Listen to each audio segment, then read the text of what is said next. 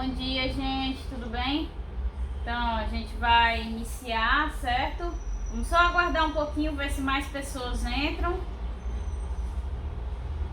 E aí a gente inicia. Hoje a aula vai ser bem rapidinha, tá bom? O tecido cartilaginoso, ele é bem pequeno, não tem muito assunto, certo?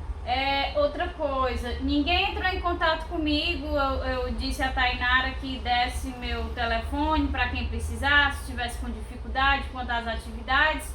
Ninguém entrou em contato comigo. Alguém falou alguma coisa com vocês? Não, ninguém chegou a me pedir seu número não. Pronto, certo? Do mesmo jeito, mantemos do mesmo jeito. Se alguém precisar, é só passar o meu contato. Mas essa semana, certo? Eu não vou passar atividade nenhuma, tá bom? Histologia, já anatomia não dá, que vocês têm que praticar, mas histologia não vou passar nenhuma atividade. 21 pessoas, normalmente vem até umas 25, vou esperar mais um pouquinho.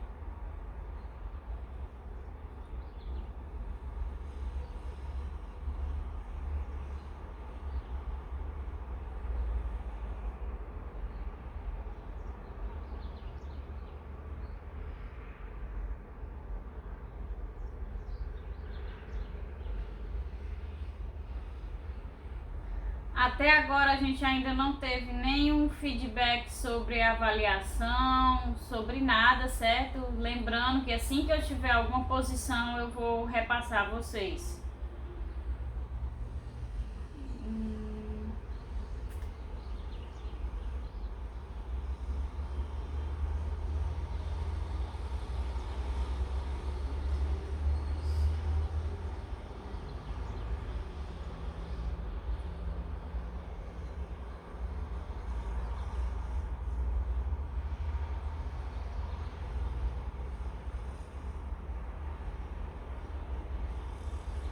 Pronto, então vamos lá, né? Acho que já entrou a média que sempre entra no início da aula. Então hoje, como eu falei para vocês na aula passada, nós vamos ver o tecido cartilaginoso, que é um tipo de tecido conjuntivo especial, né? Que é o que forma as cartilagens, esse tecido de revestimento, sustentação, certo? Então o tecido cartilaginoso, ele é um tecido extremamente rígido, que vai conferir justamente a função dele de resistência, de sustentação junto aos ossos, certo? Mas ao mesmo tempo ele também tem as suas versões altamente flexíveis. Por quê? Porque ao mesmo tempo que ele precisa ser resistente, ele também precisa ser flexível. Nós temos 3 tipos de cartilagem que nós vamos ver. E nós temos a cartilagem que é mais elástica, ou seja, mais flexível, que são das regiões mais moles, dos tecidos mais moles do nosso corpo. E nós temos aquelas regiões que de fato precisam de uma resistência maior, que é o caso daqueles que envolvem os ossos, a cartilagem que está ali entre as vértebras da nossa coluna, certo? Então são essas partes das cartilagens mais resistentes. Então ele tem essa característica de ter essa capacidade tanto de ser mais rígido e resistente, como de também ser flexível e elástico. Ele é a exceção do tecido conjuntivo quanto a quê? Que a gente viu na aula passada. Ele é o único tecido conjuntivo que não é inervado e nem irrigado, né? Então ele não tem terminações nervosas livres e também não tem circulação sanguínea. O que é que isso acarreta? Se ele é um tecido, e a gente viu lá na aula de introdução que todos os tecidos são formados por células, então quem é que vai alimentar as células do tecido cartilaginoso se ele não tem irrigação, se ele é avascularizado? Então, novamente, da mesma forma que a gente viu quando eu mencionava os outros exemplos, ele precisa de outro tecido conjuntivo ali envolvendo ele, né? Que é para fornecer essa irrigação, fornecer também essa inervação, né? Que vai garantir que esse tecido sofra as sensações que ele precisa sentir, certo? As suas células ficam altamente afastadas após a síntese da matriz extracelular fibrosa. Relembrando a aula passada, né? A matriz extracelular do tecido cartilaginoso é uma matriz extracelular fibrosa, formada por essas proteínas fibrosas, certo? E no momento em que as células do tecido cartilaginoso, que são quais? Os condroblastos, né? Então, no momento em que esses condroblastos estão lá sintetizando essa matriz proteica, eles acabam formando um conjunto de fibras em volta da sua célula, afastando uma célula da outra. Por isso, quando o tecido, a cartilagem está finalmente sintetizada, finalizada, quando a gente analisa a nível microscópico, a gente vê que as células dessa cartilagem estão afastadas, ok? Então, essas são as principais características do tecido cartilaginoso. E quais as funções desse tecido? Nós vamos ter as funções de sustentação e suporte de tecidos moles. Então, tanto na sustentação, quando ela está ali associada nas extremidades dos ossos, como também no suporte dos tecidos moles, ela vai ajudar aqui, ó, que essas regiões do nosso nariz, das nossas orelhas não caiam, né, não despenquem por serem tecidos moles. Então, elas têm resistência, mas também têm a elasticidade, certo? Além disso, qual a segunda função? É o revestimento, ou seja, a absorção de impactos. Então, tanto ele vai revestir na proteção ali dos ossos, né, do atrito que está constantemente ocorrendo entre os ossos, como também ele vai proteger contra impactos. Aqui a principal função desempenhada na cartilagem que se encontra aqui entre as nossas vértebras. Então, vai proteger as nossas vértebras de impactos, por isso é a cartilagem mais resistente, a que se encontra entre as vértebras, certo? E a última função é a função que ela desempenha no crescimento.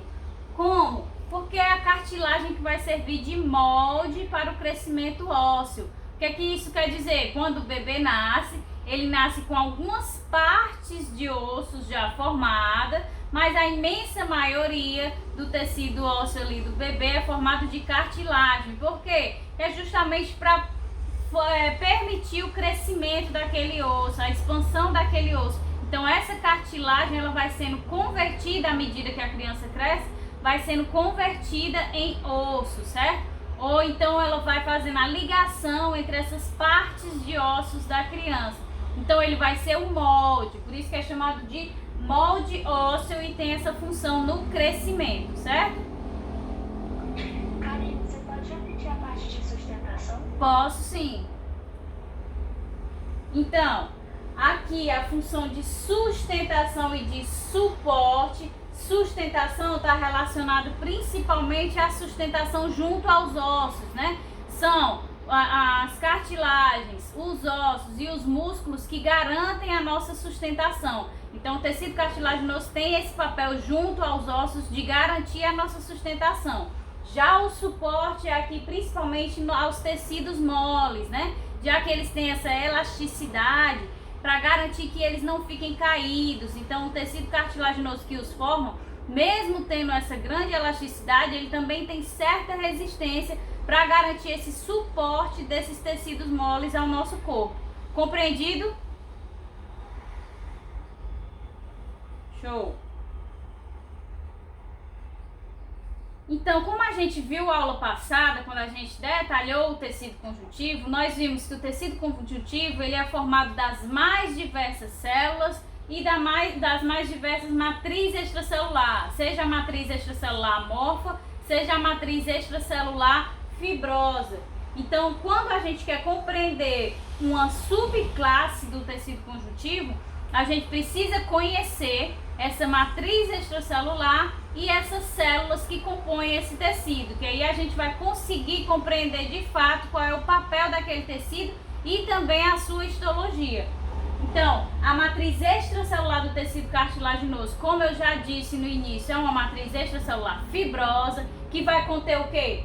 Fibras colágenas do tipo 1, 2 e 3 e também as fibras elastina, que vão justamente conferir essa elasticidade, certo? Então, essas fibras, elas conferem tanto a resistência como a elasticidade, que é a característica lá inicial que eu mostrei para vocês. É um tecido rígido, mas também é um tecido flexível, certo?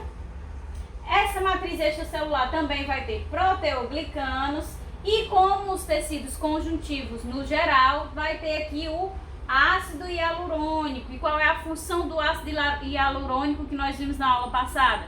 É atrair moléculas de água, né? Ou seja, formar uma camada de solvatação em moléculas para permitir que elas fiquem circulando ali entre aquela matriz extracelular, que nem todas as moléculas são, como eu disse na aula passada, polares. Então algumas moléculas são apolares, e aí é esse ácido hialurônico que vai garantir essa camada de solvatação dessa molécula. Camada de solvatação é água, a água é polar, então vai permitir a circulação dessas moléculas ali naquela região da matriz extracelular, certo? Então esse ácido hialurônico tem essa função. E outra função principal é que, como eu falei para vocês, esse tecido cartilaginoso, ele normalmente reveste coisas, né, para dar aquele princípio, conferir a resistência, o suporte ou a sustentação. Então, para ele aderir em outros tecidos, ou seja, ele sempre está atuando junto a outros tecidos para desempenhar a sua função, ele precisa que algo realize essa aderência. E essa aderência também é desencadeada pelo ácido hialurônico. O ácido hialurônico vai formar uma cola, entre aspas, né? Vai formar uma cola que vai aderir o tecido cartilaginoso aos demais tecidos, seja recobrindo os ossos. Então, vai unir o tecido cartilaginoso ao tecido ósseo. Ou seja, aqui nas regiões moles, vai unir o tecido cartilaginoso ao tecido epitelial que está recobrindo aqui. Então, toda essa união do tecido cartilaginoso aos demais tecidos é realizado graças à presença desse ácido hialurônico na matriz extracelular desse tecido, certo? Já as células do tecido cartilaginoso, que a gente viu um pouquinho dos condroblastos lá na nossa aula de tecido conjuntivo. Então, a gente vai ter dois tipos de célula, que são os condroblastos e os condrócitos, certo? Os condroblastos são as células mais ativas, quando são células ainda jovens, né, que acabaram de ser sintetizadas, que acabaram de se diferenciar em condroblastos. Então estão altamente ativas, estão ricas em energia para desempenhar a sua função. E que função é essa? A síntese da matriz extracelular constante, ou seja, a síntese dessas proteínas, dessas fibras proteicas que vão formar essa matriz extracelular, que vai caracterizar a histologia daquele tecido, que é como eu falei no início para vocês. O tecido, ele não tem células afastadas quando ele está finalmente sintetizado. Por quê? Porque a matriz extracelular que foi sintetizada criou essas fibras ali entre as células e criou esse espaço. Então é justamente isso, é essas células condroblastos aqui iniciais que estão ativas, que vão ficar constantemente produzindo essa matriz extracelular e acabar por afastar as células individualmente, certo? Já os condrócitos são células pouco ativas e são células o quê? Já velhas, né? Que já passaram pelo amadurecimento. Então, automaticamente, se é uma célula mais velha, mais desgastada, ela é menos ativa.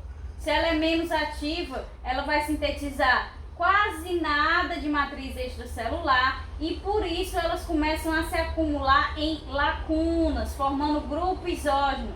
Lá na formação do tecido cartilaginoso, as células não estão separadas, não é isso? Pela matriz extracelular fibrosa.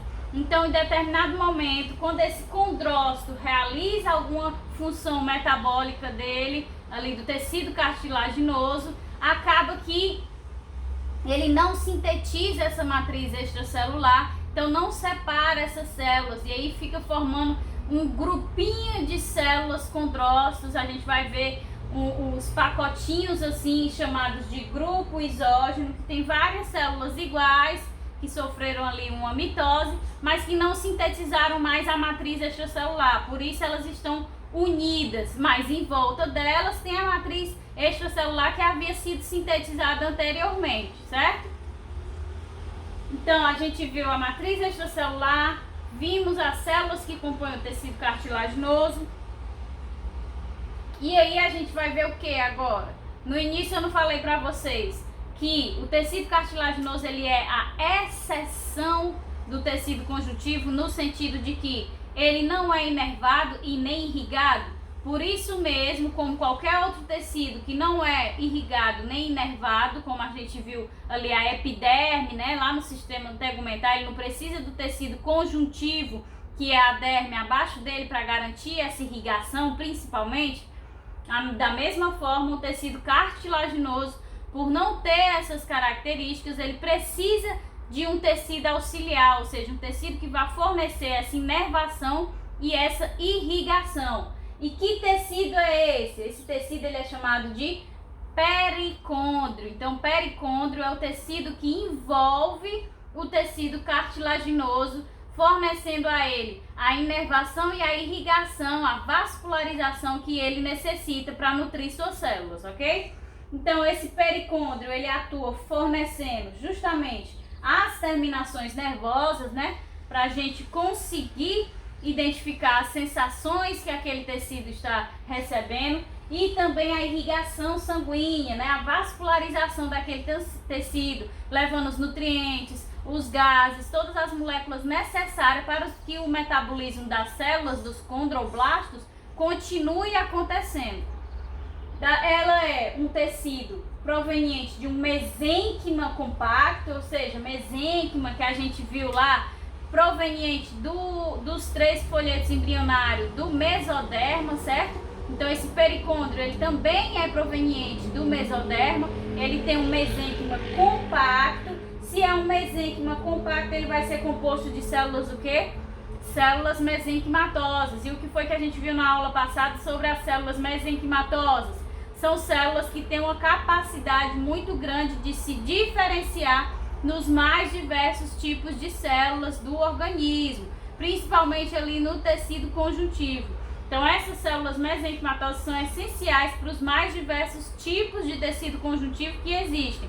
E dentro desses tipos de tecido está aí o tecido cartilaginoso, justamente o que? Os condroblastos, que essas células mesenquimatosas têm a capacidade de se diferenciar, certo? Então esse tecido aqui é responsável pela condrogênese, né? O que é a condrogênese? É o crescimento e a regeneração e síntese de condroblastos, certo? Então não tem células mesenquimatosas que podem se diferenciar nos mais diversos tipos de células? Então essas células vão se diferenciar em condroblastos, vão permitir o crescimento desses condroblastos e também vão regenerar condroblastos que foram danificados, que elas têm essa capacidade.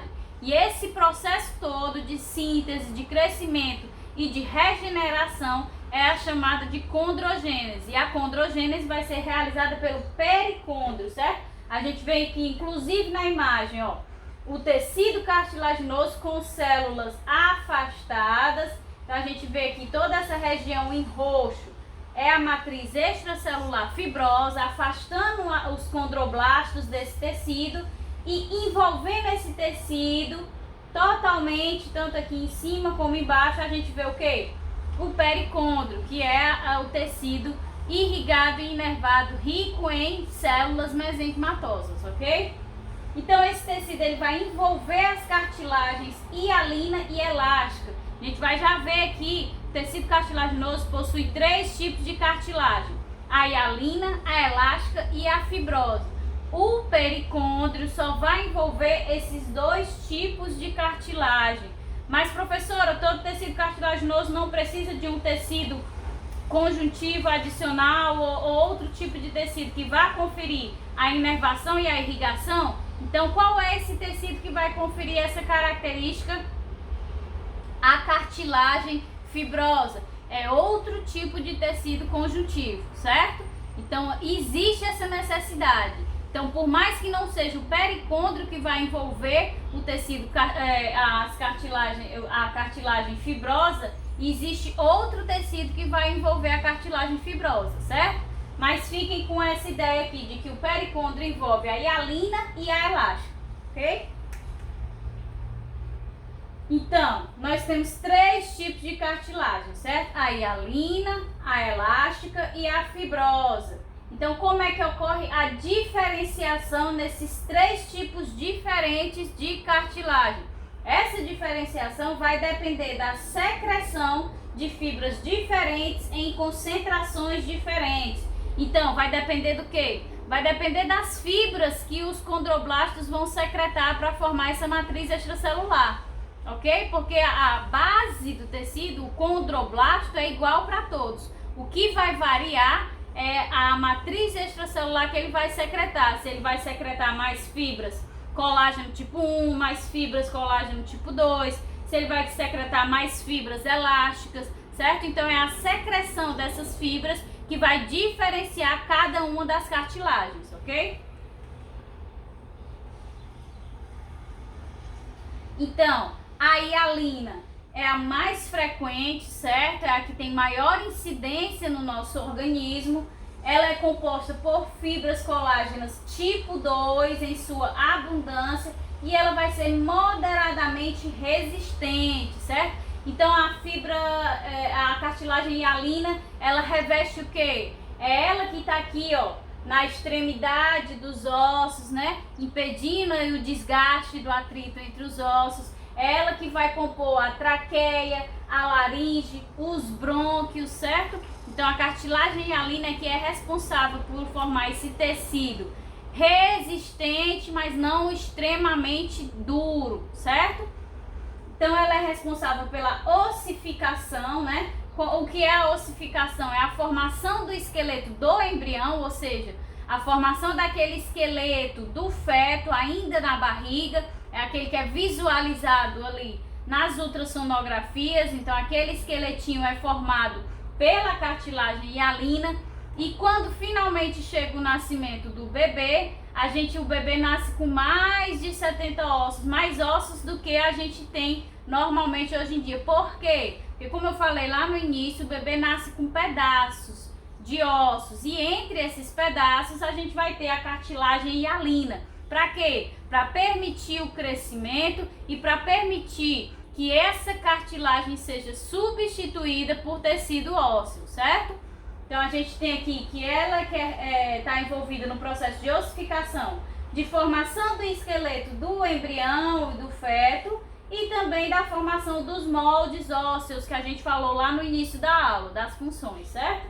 A hialina também contém condronectina. Essa condronectina vai permitir que a hialina se ligue ao pericôndrio e, se não houver sempre uma substância que vai realizar a união desse tecido cartilaginoso, como qualquer outro tecido, a gente precisa ter substâncias que realizem a união desses tecidos, porque os tecidos eles trabalham unidos, eles não trabalham independentemente, né? Todos se unem para desempenhar determinada função. Então, da mesma forma que a hialina se unindo com o pericôndrio vai necessitar dessa substância para que haja essa interação entre eles de fato e de fato a irrigação sanguínea chegue até o tecido cartilaginoso. Já que também vai conter o ácido hialurônico que vai formar a colinha e aqui no caso é a cola para quê? Para a hialina se colar na extremidade dos ossos, né? Ou seja, ficar aqui ligadinha e não ficar escorregando, ter certa resistência. Ela não é moderadamente resistente, por quê? Porque ela não pode permitir que haja o deslizamento desses ossos, ela tem que garantir que haja uma resistência ali naquela flexibilidade óssea, certo? Então isso é garantido pela cartilagem hialina, ok? E é importante que vocês saibam que no caso dessas regiões aqui entre os ossos, certo? Que garante ali a resistência e a absorção de impactos e também minimiza o atrito que ocorre entre os ossos. Nessa região, essa cartilagem, ela não é envolta pelo pericôndrio. Professor, mas não falou há pouco tempo que o pericôndrio envolve a hialina e a fibra elástica? Sim, no geral, né? Mas sempre vai existir uma exceção. E essa cartilagem que fica ali entre os ossos, evitando o atrito entre os ossos e dando resistência a esse movimento, ela não vai ser envolta pelo pericôndrio, ela vai ser irrigada pelo líquido sinovial que chega até ela, certo? Ok, e a Lina?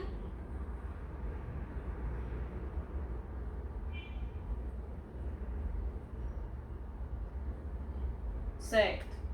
Então, o segundo tipo de cartilagem que nós vimos é a cartilagem elástica, que ela é bem simples, certo? Ela é altamente flexível e vai ser composta principalmente por quê? Por fibras elásticas, mas também vai conter um pouco de quê? Um pouco de colágeno tipo 2. É o colágeno tipo 2 que vai dar certa resistência, mas também as fibras elásticas vão dar a elasticidade desse tecido. Ela compõe principalmente aonde? Aqui, ó, orelhas, nariz, a gente tem aqui uma cartilagemzinha no nariz, a epiglote é formada por cartilagem também, certo?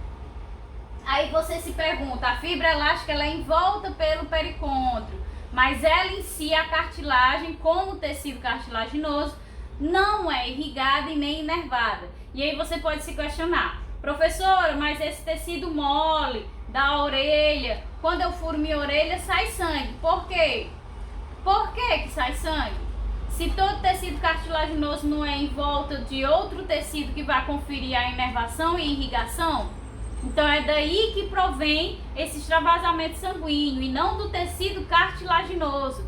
Se dói quando você fura a orelha, vem das terminações nervosas livres que existem nesse tecido que desempenha essa função de irrigar o tecido cartilaginoso e não do tecido cartilaginoso em si. Se você tivesse apenas o tecido cartilaginoso e furasse, você não iria sentir dor e nem teria extravasamento sanguíneo, certo? Porque esse tecido não é irrigado nem inervado. Então a cartilagem elástica ela vai compor esses tecidos mais moles aqui que também são essenciais, ok? Então a elástica é bem simples, a gente já associa logo a orelha, nariz. E a última, né, a última cartilagem que nós temos é a cartilagem do tipo fibrosa, que é essa cartilagem que vai existir só aqui, ó, na região intervertebral, certo? E ela é altamente resistente, protege contra choques mecânicos e contra o atrito, não é revestida pelo pericôndrio, ela é revestida por outros tecidos conjuntivos, certo? E a gente tem aqui o colágeno tipo 1 formando ela em o quê? Em feixes paralelos, por isso que confere essa resistência. Então ela tem uma enorme concentração apenas de fibra colágena do tipo 1 se unindo em feixes paralelos, formando essa matriz extracelular extremamente densa. A histologia da cartilagem fibrosa, quando a gente visualiza, tem pouquíssimas células, tem um afastamento de células extremamente maior do que as outras por causa da formação desses feixes fibrosos. Ou seja, ela é extremamente resistente e é necessária, por quê? Porque essa região aqui ela sofre muito impacto, é a região da sustentação, é a região da postura. Então ela precisa ser altamente resistente para garantir essa proteção. E além dessa proteção contra impactos, ela também tem essa extensão grossa aqui desses feixes fibrosos, por quê? Para evitar o desgaste, já que é constantemente usada, para evitar que haja o desgaste entre as vértebras da coluna. E aí quando esse desgaste acontece excessivamente, o que é que ocorre? Normalmente a formação da hérnia de disco, né? Em que há uma inflamação ali do tecido e há a formação daquela hérnia. Ou então um abaulamento dessa cartilagem, que há uma pressão sobre o tecido e ele também extravasa para fora. A gente está vendo aqui que a cartilagem ela fica bem unida e bem contida dentro do espaço, entre o espaço vertebral, ela não extravasa. Então no momento em que há compressão exagerada, em que há um atrito muito grande, acaba fazendo com que haja extravasamento aqui desse tecido inflamado, e aí vem, inflama e forma o abaulamento, forma a hérnia de disco, certo? Então eu acho que a gente termina. Exatamente. Pronto, como eu disse pra vocês, é tranquilinha essa aula, certo? E eu não vou passar nenhuma atividade porque é muito tranquilo. Aí na próxima aula a gente vê o tecido ósseo e mais tarde a gente vê o sistema digestório. Tranquilo?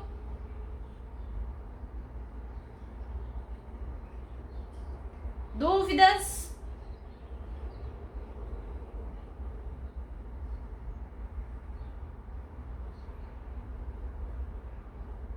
Tudo ok? Ótimo. Pois então pronto. Pois até 1h30, tá, gente? Sistema digestório que é muito legal, é massa, certo? Até mais tarde. Obrigada aí pela participação.